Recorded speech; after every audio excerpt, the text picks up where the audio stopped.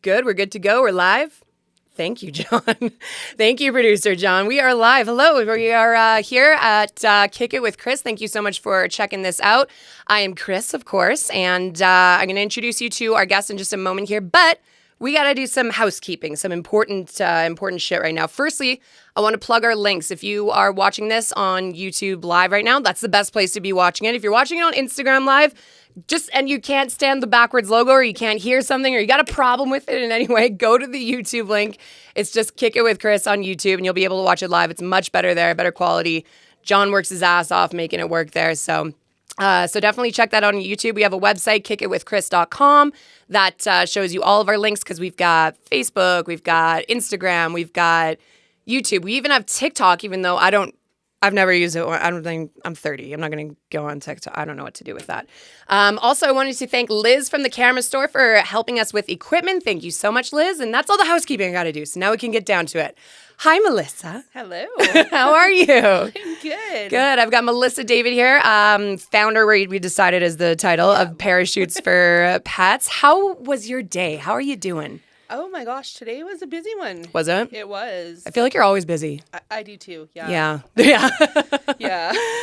Why was it so busy? What were you doing? You know what? It was a good busy. We got some great donations from Pet Value today, so we ended up going for one truckload and ended up getting 2 trucks and a van full, which was awesome. That's awesome. So you just can't beat that. Yeah. And, my dogs had to go to the groomer. Oh, did they? And had to get the husband all fixed up and, one of those things. So Weimaraners, do you just have one Weimaraner now or 2? So we have one Weim. And then you have the little guy, right? What was his name again? 3 little guys. 3 little guys. We exploded over the pandemic. What kind of little dudes? So we have 3 Shih Tzu crosses. So Charlie is 14 and just really hanging on to life. I just love him to pieces, but he's kind of got a little bit of dementia. Oh, yeah. So I spend a lot of nights up with him while he thinks it's daytime. And honey. So I'm doing lots of mental stimulation and learning about that. Right. And then Jack is 4 and they've all tested me lately, so his eye popped out in January because he's got the short nose breed and everything. So one night, 11 o'clock, Mike's on the road, Jack's eyes out. I'm rushing to care with him. And explain that because some people don't realize those breeds that just happens sometimes, right? Sometimes, yeah, they just get pressure behind their eyes, and it just was like a big ass cherry eye that came out, and he was making these noises. Poor and I'm what the heck's going on? And my God. I'm flying down Deerfoot with Care on the phone, and they're just, it's just another day for them. And I'm oh my gosh, my dog's eye. I don't know what I would do if Buster had his eye pop out. I'd be you're out, go on the street, find somebody to help you. I can't do this. This is disgusting. Right? That's insane. Yeah. And then what's the Weimaraner's name again? Hudson. That's right. And how old is he now? He is 2. He's just a bebe still. Yeah. And he is just the sweetest guy. So we've got what was it, Charlie, Jack, Hudson, and then our newest addition in December is Theo. Yeah. Do not ask my husband about that because he was like, we're not getting another dog, but I was like, well, yeah, you Charlie's are getting older. And what's 4 when you have 3, right? Yeah, at that point it's just keep adding them. Yeah, we might as well just. I wonder if that's how children work too. I think so too. Really? I don't know. What's 4 if we already have 3? Right. And I was already up all night with Charlie, not knowing where he is, so I might as well bring a puppy into it and potty train. Right? Yeah, and just have some fun with that. Oh my gosh, I can't imagine. Officially gone crazy at the end of the pandemic. Yeah. I'm not sure. I think about adding another cat. I had this foster cat not long ago that Buster loved. I didn't understand because Buster hates everything. You know how Buster is. He hates everything. Buster is my dog. He's a piece of shit for anybody that doesn't understand. Just the worst. I love him, but he sucks. And he doesn't like anything except me and garbage. Those are his 2 favorite things in the world. He loves me and he loves garbage. But I brought this foster kitten home from ARCS and I could not believe how he reacted. Did you see the video on my Facebook at all? He was in adoration with this kitten. They would play. They were in love. And I was like, how am I going to get rid of this kid? How am I going to adopt it out? I can't do this to him. So, but at one point I was like, you know what? I've got a 2-bedroom apartment downtown. I don't need 3 pets quite yet. The 2 is just enough for me. I can't push it. But you know the life of adding more pets. I'm going to ask you when it's time. I'm going to be like, what do I do? How do I handle this? So I'm glad that things are busy with parachutes. Explain parachutes for anybody that doesn't understand what that is or know it. Yeah. So we are a Calgary-based charity that helps low-income pet owners. So Prior to the pandemic, we had a huge focus on helping with, vet care and stuff like that. Our food hampers, we were probably doing like 30 a month. And I can pinpoint the day the pandemic, we all kind of got sent home from work because, parachutes was a volunteer position, right? So it was kind of, it was able to be done, no problem. I was doing most of it. We got sent home from work, and all of a sudden, within probably 2 to 3 days, our phones were going crazy. And there was so much mass hysteria because people were getting laid off. Pet stores at that time didn't know if they were essential, if they were staying open. Oh, that's right. So, do we stockpile? What are we doing here for, the charity? And we're trying to call people. And then within probably 10 days, we had over 600 requests for hampers, pet food hampers. Oh, my God. And I realized this was just not something I was going to be able to do on my own anymore. No. I was like, oh, my God, what do we do? Yeah. And you were doing so much of it on your own at the beginning. I remember that. It was just you. Yeah, pretty much just me. And I was just like, oh, yeah, it's all good. And so that blew up. Definitely no working from home and enjoying some time off during the pandemic. But it was great that we were able to step up and help. And you know what? The crazy train just kept going with that. We've stayed busy all the way through. Each wave has just kind of been like, oh gosh, are we going to see the end of it? But Calgary's been so supportive, and so we're really happy that we're still going. That's good. I can't believe, now that you mentioned, I didn't even think about the fact that you kind of got things started just before the pandemic. Yeah. That's right. And what a way to just kick you into things, right? It was scary because we were kind of we were just, walking before we ran and testing to see what was going on and working on donor management and stuff. And then all of a sudden we were just thrown into the pool. Wow. And luckily Calgary came out in a big way. We were able to get, our story out and what we were looking for and what we needed. And I just remember people just coming in droves with pet food and stuff. And it was so fantastic. Right. At the time we didn't have a location. We hadn't needed one. Our basement was great at that, and all of a sudden our basement was not going to do this anymore. Right, so we had some great people step up and offer space and whatnot. And I remember RJ from Task Force called me. He's like, you need some help? I'm like, yeah, buddy. Is that where you're out of right now? So that's where I started out of. Oh, and okay. Then, we've been able to kind of grow and get a bigger space now. But that's awesome. RJ's awesome, hey? Big shout out to RJ. How do you say Baylot? Is that how you say his last name? I'm going to say yes. Yeah, big shout out to RJ.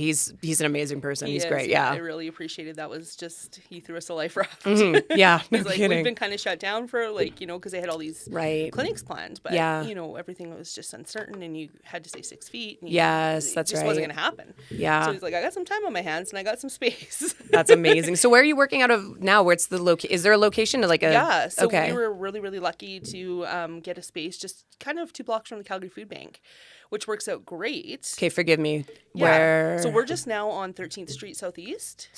Okay, yeah. So it works out great because a lot of our clients go to the food bank, Calgary Food Bank, and then they can pop to us or whatnot. That's awesome. Because, the Calgary Food Bank's great, but they've been so busy throughout this too, trying to keep human food stocked. Absolutely. That, pet food, they can maybe have a little space for it, but it's not their focus, right? It has, so, and I'm just going to say right now, I'm a very fortunate person to have never had to go to the Calgary Food Bank. Very, very, knock on wood, very grateful. Did they stock pet food before? Was that something that they had been doing? And if then it was donated, they would definitely. Oh, that's have awesome. It. Okay, but then, not quite enough to supplement the need. Yeah, and then of course the need jumped so fast too. Right. None of us were kind of like, whoa, what are we doing here? So, we all kind of worked together to figure out how we were going to help everybody. So, give me a little bit of a synopsis for somebody who doesn't know a lot about parachutes for pets. Who do you serve? What is, if somebody is curious about that, what do you mean helping people with income issues? Who do you serve mostly? So we have 4 core groups that we definitely go all in with. And that is our seniors and veterans. Mm-hmm. And that's really exploded. The seniors are really struggling right now. Yeah. The homeless rates are rising daily. Mm-hmm. And I always tell people it's not the people you think it is. We've delivered to, seniors living in their cars. Oh. With their pets right my now. God. So, it's been really eye-opening, and it's just not the stereotype everyone thinks. Right, yeah. And then domestic violence victims with their pets is a huge one for us. Right. We're very passionate about making sure people don't have to stay just because of the pet. Yeah. And also when people leave their pet, the statistics aren't great that the pet's going to come out okay on that. Right. That's true. Yeah. And then a fairly new program that opened during the pandemic that I was really naive to this issue was children in foster care with pets. Oh. So a lot of times when children are removed from their homes and put in care, not only are they taking their family, they can't take their pets because the guardian usually has a lot to deal with. Yes.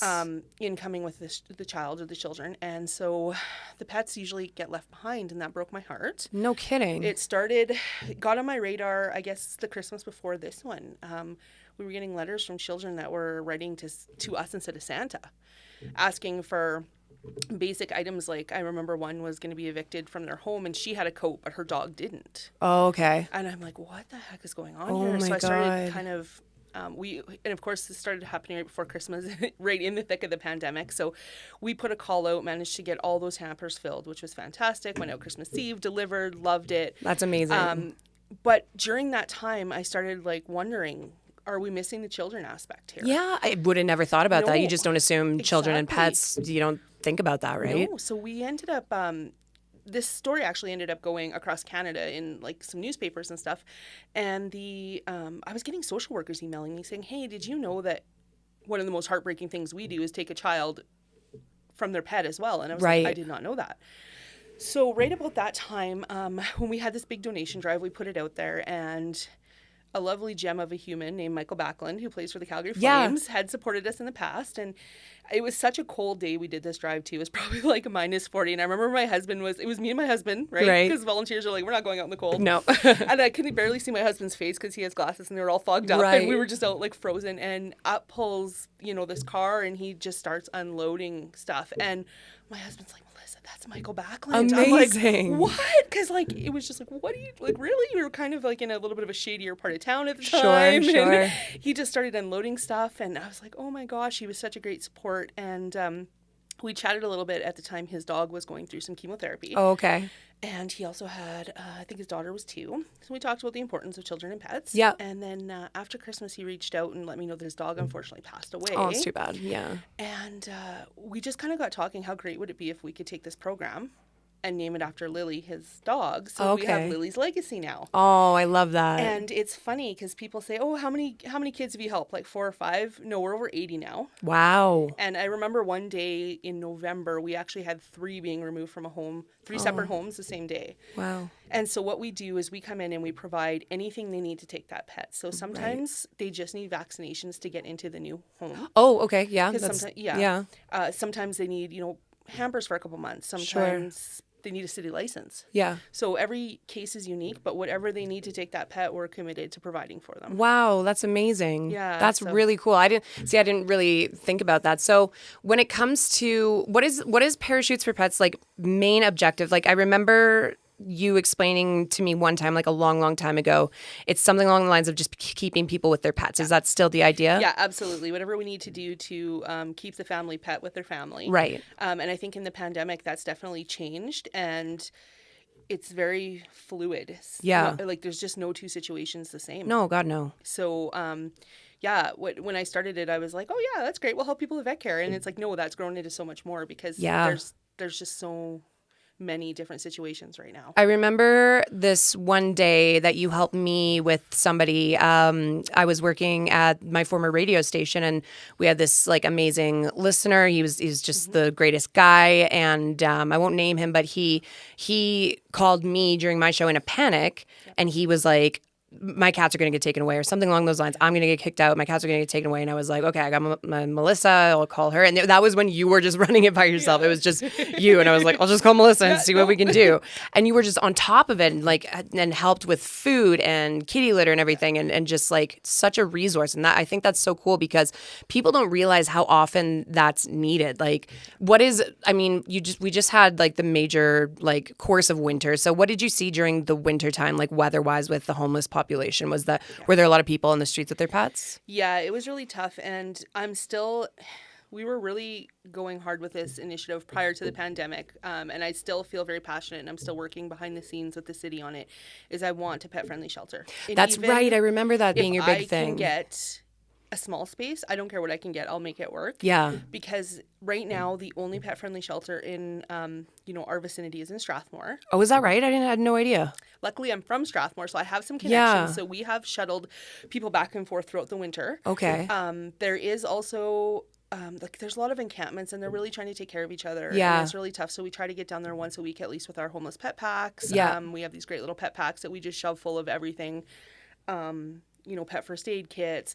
We have this wonderful donor that I don't know if knitting or crocheting is a word, but she takes plastic bags and she makes blankets out of them. Oh. So it's great for summer and winter. Keeps the paws, cool in the summer off the pavement. That's amazing, yeah. Keeps them waterproof, dry in the winter. Right. So we shove those babies in there, toys, treats, whatever. We work with Be the Change, YYC, Drop In. We just kind of have this big network. So when any of our outreach teams are out there, we contact and say, hey, this person needs this, or can you bring this? And so... yeah, but I've never seen so many homeless people out there. Really? And then we also, with the cold snap we had over Christmas, right? Yeah, we had a lot of pipes bursting. Oh, that's true. Yes. So there was a building downtown that everyone kind of got evacuated. The water coming down the stairwell. Yeah. Yes, I remember that. And we do have emergency pet packs as well. So we kind of same thing and very customizable. So tell me what you need, because most of these pets have lost everything from beds too. Yeah. So, it was just a matter of getting whatever they needed, getting down to the hotel they were staying at. Right. And then even just this past weekend, there was I guess it was last week, there was a huge fire in Cranston. Right, yes. Where there was 2 dogs involved. So we went and got them new beds, anything they needed. I just said to the owner, like, what do you need? We're on our way. Because in emergency situations like that, the thing is, a lot of organizations can help the people, but they're not permitted to help the pets. Okay. So that's why is that? Do you know why there's no pet friendly shelter or anything? Do you know the legalities, or what's the deal with that? You know what? It's funny you ask that, because Vancouver and Toronto have both done very good at creating pet friendly shelters. Is that right? Okay. They're both very different pet friendly shelters, but both work great. And I've spoken to the directors at both, because I have said, I will pay out of my pocket to come down and see what you guys do and figure out how to make it work. So here, and it's a little bit frustrating, because in Edmonton, they're just opening this huge new shelter. And the first thing they said was no pets. And I was so frustrated. I was like, come on, guys, let somebody, because we've always said we will run with it. Right. If somebody gives us space, you do not even have to worry about it. I will incur all the liability. I will take care of the whole thing. Is that what it is? Is it a safety thing? Is it a health hazard? Is it a... The big thing is making sure that with AHS and preparing foods, but we'll bring in prepared foods. We'll bring in sandwiches, boxed foods, kind of like what we had to do during the pandemic in situations, right? Okay, yeah. I never thought about the food preparation aspect, and that's if that is the blockade, if that's the big thing. Oh, come on. Honestly, to me, we can work around whatever it is, because they've done it in Vancouver and they've done it in Toronto. Exactly. If they can do it, why not figure it out in Calgary if there's a Strathmore need for it? has done it. Yeah, exactly. So therefore, I think we can do it. Wow. Yeah. Oh, that's so frustrating to hear. But okay, so we want to start a pet-friendly shelter, hopefully, and how would somebody be? Are you looking for financial donations? Is there a way that people can get involved in helping you with that goal? If they can reach out to us. Before the pandemic, we were almost there simply because there was an old facility that the city had that had been a previous shelter, and it was set up perfectly. And I believe it was March 12th, we had a 4:00 meeting where we were going to meet with the city and meet with the former tenants and try to make this work. And then I think it was maybe noon that day, I got a call saying, hey, we're going to use it for emergency isolation for the homeless, for COVID, which I get. Yeah, totally. Yeah. But I was oh, darn. And then we haven't had that great opportunity since. But city council, I've kind of probably been an annoyance to them. But I'm like, hey, guys, here I am. That's how you get things done. Yeah, right? Exactly. And you know what? A lot of them have been really great at taking the time to listen to me. So, financial donations, if anybody wants, has any kind of knowledge with politics and legalities. Yeah. And mainly the big thing is space. Space, yeah. There's space for this. Yeah, no kidding. That's the big thing. If we get that, we can run with it. Wow. That's so exciting. It's an exciting thought that it could happen. It is. I'm not going to give up on it. Oh, good. I know. You we've wouldn't. Done so many things that we didn't think we could do. So you're amazing like that. So one major thing that we wanted to talk about when you came on here was responsible pet ownership. And do I consider myself a responsible pet owner?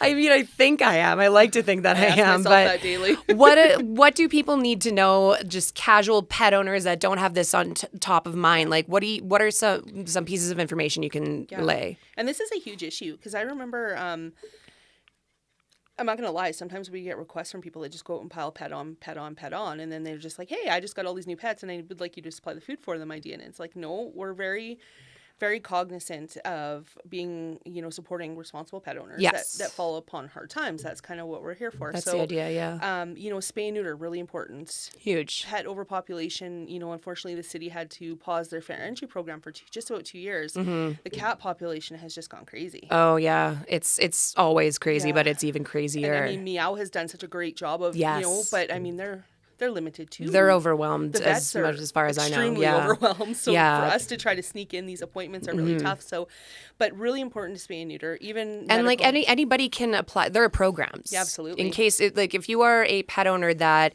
is like, okay, I've been putting it off, and then you're in a financial situation where you're like, can't quite afford that right now. There are programs. There are programs. Yeah, absolutely. And so the city of Calgary has just brought back feline for now, but we actually have been chatting with the city of Calgary because we have come in and said, hey, where can we help you out?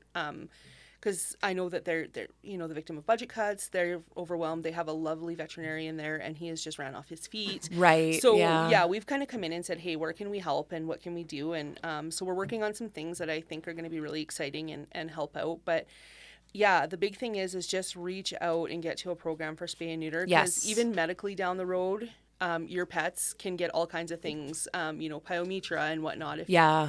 And that becomes so much more expensive than And then also, like, here's the reality with not spaying and neutering your pets. You have a pet that you love, let's say it's a dog, and it comes home one day, oopsies, it's pregnant. Then you've got a litter. And then, like, the frustrating thing for me that I see is people trying to make money off of that litter. That really upsets me. Too. Or, you're burdened, quote unquote, with rehoming this litter, which shouldn't, like, here's the thing, I will say this too.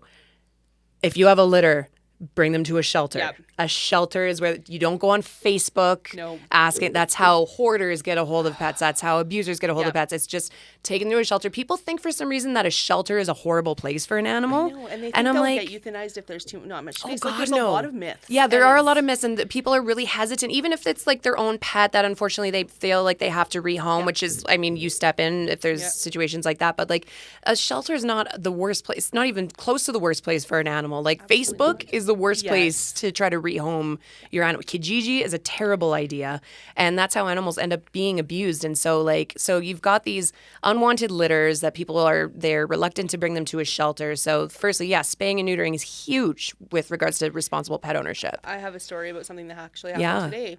So all of a sudden I was getting all these calls today from people who had just adopted kittens.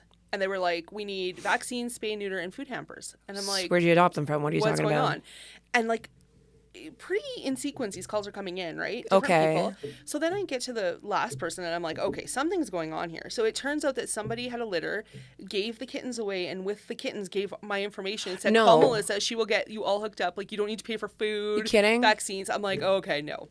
That's not how this works. No. Yeah. And so we're pretty, I have my second in command, Kelly. She's awesome. And she's volunteered so many years. And she's the cat lady and I'm the dog lady, so it works out really well. Yeah. But so if somebody comes to us and says, hey, I need a food hamper and I have this litter, I'm like, okay, here's what we're going to do. If you allow us, you surrender the kittens to us and allow us to find a partnering organization. Yeah. We are going to spay the mom. Yeah. We'll get you the food, but this is what you need to continue, getting our assistance. Amazing. Yeah. Right? Which I find is very reasonable. Absolutely. Incredibly helpful and very reasonable. Yeah. Otherwise, they're going to be back in a couple months. It could happen again and we're not doing anything. So let us come in and help you out. Exactly. So spay and neuter's huge. City license, microchip, tattoo, because I was just horrified to listen to bylaw tell me how many pets come in with no identification. That's so sad, and it's such an easy thing to do, and it's really isn't it $25 or something like that? It's so inexpensive. Exactly. There's not much of an excuse for that. Yeah. So I always say in our application, upload your license. Well, I don't have one. Okay, well, let's work. I mean, I'm not going to withhold food if you have none. Right. But let's work at getting you that license. Let's get that done first. Yeah. Yeah. Let's see what we can do. Mm-hmm. And, if it takes a couple months of putting a few dollars aside, we'll help you with that. But man, I cannot imagine the day my cat went missing and didn't have a microchip. Exactly. It makes me sick to think about that. Yeah. That's crazy. With all our spay neuters, we absolutely microchip. We're just like, it's happening. Oh, yeah. that's just so those are two really key components to responsible pet ownership. Right. And we're also working something we're really excited about coming in is we want to develop an education program. Nice. So 2 components to it. One, we want to be able to go to schools and educate children how to safely approach animals. Oh, thank you. Thank you. Because you know what? My biggest pet peeve. Right. And they just don't know, and they run up and they want to hug the dog, and it's just... As the owner of Buster, you know, exactly. like oh my God. Yeah. I'll name it after Buster. I should. The do not approach Buster course. Oh God. That is so helpful. Okay. So, so how to approach an animal and what else? Yeah. Just basic pet safety. Yeah. And just basic pet information for the education aspect for the children. And with that, the second part to that is we're working with some veterinarians and some trainers to come up with a simple guide. There's a lot of barriers to getting education right now. You have to either go to your veterinarian. The Humane has courses, but they come at a cost. Yes, yeah. And it's just not accessible to everyone. So we're coming out with this guide, and it is going to be the basics of pet ownership. Because as sad as it is, sometimes I get a call saying, hey, I just got this kitten. Does it eat every day? Or like, right? Oh, so, that's interesting. That is interesting. And I wish I could say it only happened once, but I've got a few of those calls. So it's going to be everything from how to tell if your pet's in distress and needs to see a veterinarian. Right.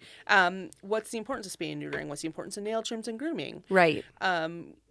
Just A to Z. That's all these kinds of questions. That's a really good idea. And it's going to be free. We're going to hand them out wherever we can, just to get that education. Oh, you're awesome. So, wow, that's so good. So I'm pumped about that. We don't have a ton of time left, but I want to really, really push this. So. What do I want? Oh, you know what? Give me a sob story. That's what I want. I want something that has stuck out for you the most or pushed your heart the most, because I want people to understand that this is the reality for a lot of Calgarians. Yeah. Is there a particular story that really sticks with you? Thanksgiving weekend, on, I believe it was a Saturday of Thanksgiving weekend, I was called, a senior lady was in her car with her pet, and it was really heartbreaking because unfortunately we do get some of those, but she was just this sweet old lady that actually kind of reminded me of my aunt, my great aunt, and she just had her and her little white fluffy Mimi in her car, and she was hoping for some food to help, and it was an older car, like I'm thinking like an old Impala or something. Sure. And so I kind of pulled up. She was parked kind of downtown, and I pulled up and I just went to the window, and I felt like I was talking to my aunt or talking to someone's grandma, and she was all bundled up with her jacket, and she had a blanket, but she had Fifi all in her blanket, and she was like, oh, Fifi, this nice lady is going to make sure you get Thanksgiving dinner. Right. And I'm like, oh my gosh, no, you need Thanksgiving dinner. Like, what's happening? And she didn't have any family. Her husband had passed away. The pension just wasn't enough for her to be able to stay in her home. Right. And she didn't really know how to use the internet or anything. Right, yeah. So somebody, I believe that we had help downtown. That was another homeless person had said, hey, like call her. She'll bring you pet food, sort of thing. And so I was like, well, this isn't going to work. Like, I'm not going to leave you. I'm sorry. Like, right. I can't do this. Right. No. So we were able to arrange to get her into a hotel with a dog, arrange for Thanksgiving dinner. And then I was able to we have some great partnering organizations, especially that help seniors. And I'm like, what can we do? And there's amazing low-income housing like Horizon that has understood that pet friendly is a way to go. Yes. So all their low-income suites are pet friendly. That's amazing. So we were able to kind of luckily we had fate on our side and we were able to get her in by November first a place, and then we just kind of housed her in a hotel until then. But it was so hard. Like, I was gonna take her home. Like, my grandma's not staying on the street. No, right? I know. And you know what? That's interesting because like before I kind of got involved in animal welfare, I will be completely honest, I passed a lot of judgment on the homeless community who owned pets. Before I was educated about it, I was like, how could you do that? Yep. That's ridiculous. But now that I know, like, that's their companion entity, you know, like that's their family. How could you want them to have that taken away from them? Now it's like, and actually elaborate on that. Like, why is it important for some homeless people of the homeless community to have their pets? You know what? I think the pandemic actually was the greatest teacher to all of us, because even just looking at our seniors in that situation who all of a sudden were isolated, locked down more than the rest of us. Right. They maybe only saw their cat, only saw their dog. And, the people that have fell on hard times are now in the street. That might be all they had for that 18 months. Right. And now we're going to come and be like, hey, guess what? Yeah. We want you to surrender your pet because we can't find it in our hearts to help you. And that's just not the option. No. And it's not an option for us at Parachutes. So And a lot of them, they'll say, this is my reason to stay clean.